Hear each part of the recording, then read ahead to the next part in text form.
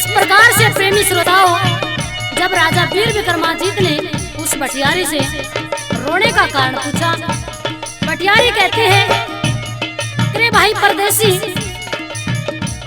ये जो तामोल नगरी है इसके राजा हैं श्यामधाम, और उनकी एक लड़की है जिसका नाम है रतन कौर।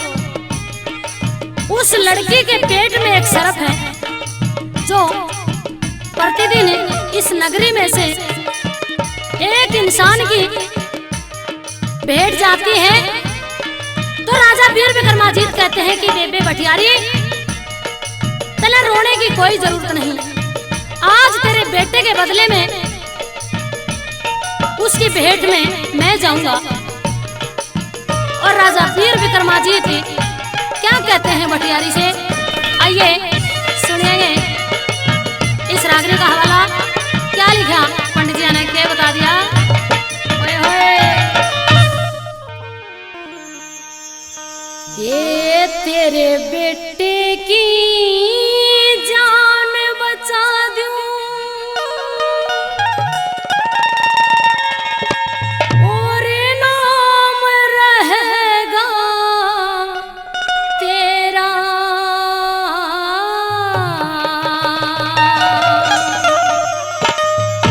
ये श्याम धाम राजा की नगरी गुण गावेगी मेरा। ये श्याम धाम राजा की नगरी गुण गावेगी मेरा। ये तेरे बेटे की जान बचा दूं, यो नाम रहेगा तेरा। श्याम धाम राजा की नगरी गुण गावेगी मेरा। ये श्याम धाम राजा की नगरी गुण गावेगी मेरा।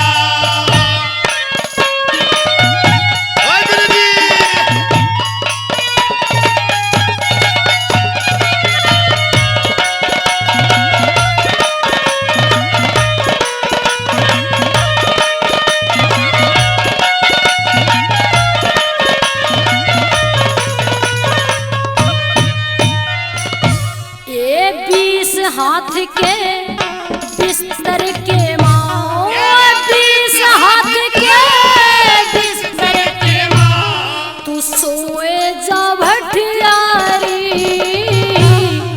आज त्यागे नेम रयाए तू बाण धर्म की मारी। आज त्यागे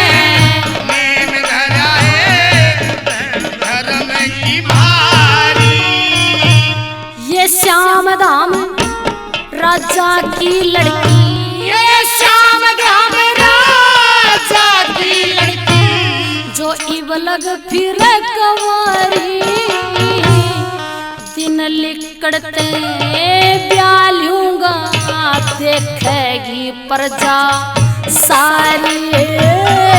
दिन लिकड़ते ब्यालूंगा देखेगी प्रजा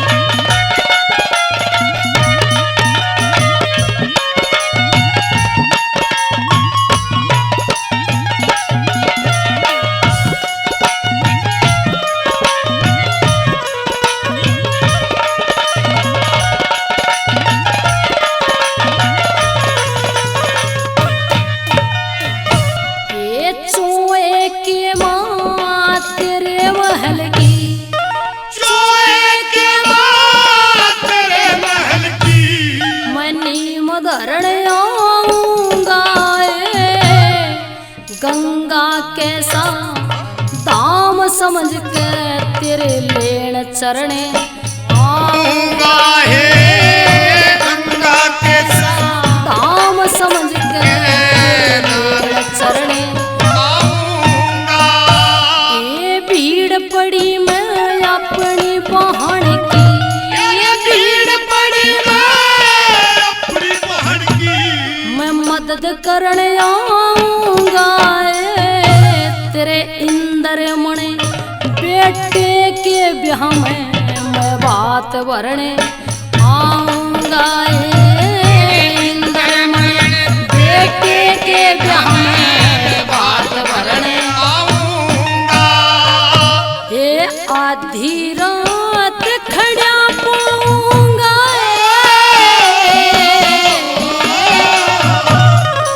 आधी रात खड़ा पाऊंगा कच्चे भी कर लिए बेरा श्याम धाम राजा की नगरी गुण गावेगी मेरा। श्याम धाम राजा की नगरी गुण गावेगी मेरा।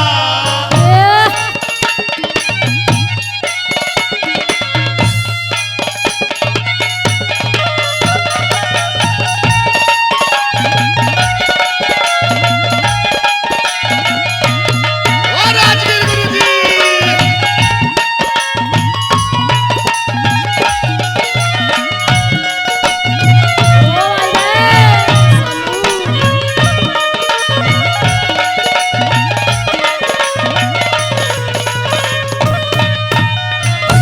जेटे लेके सिर आगी तेरी टेले के सिर आगी तेरी धन की गाड़ी भर दूंगा लंबे खुटे गलवा के बुलवा के बड़ी भर दूंगा ये लंबे खुटे गलवा के बुलवा के बड़ी भर लूंगा।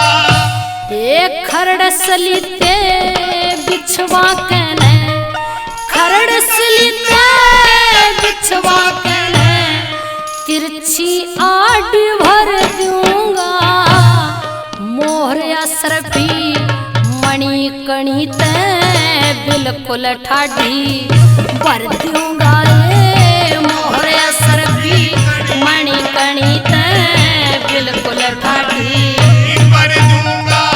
तेरा लाखा ऊपर दीवा बुलेगा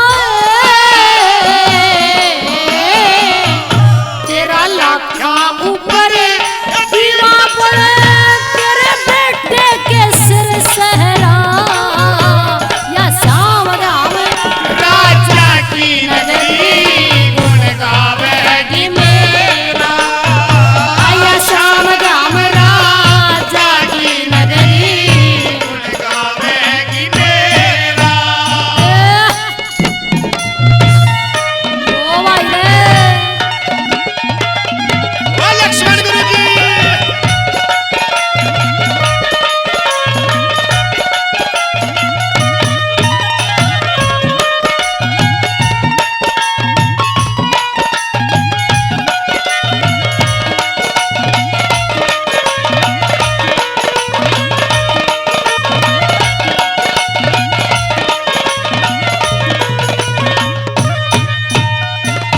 ये जाटी के माँ हट्टा हट्टा हई।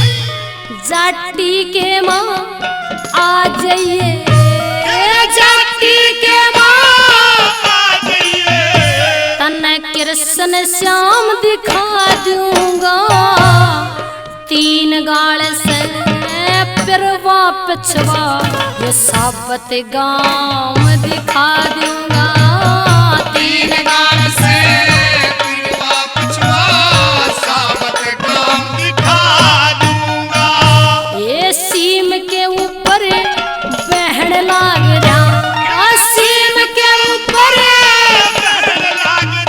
तन जमुना धाम दिखा दूंगा श्री लक्ष्मी चंद की सेवा करता वो मांगे राम दिखा दूंगा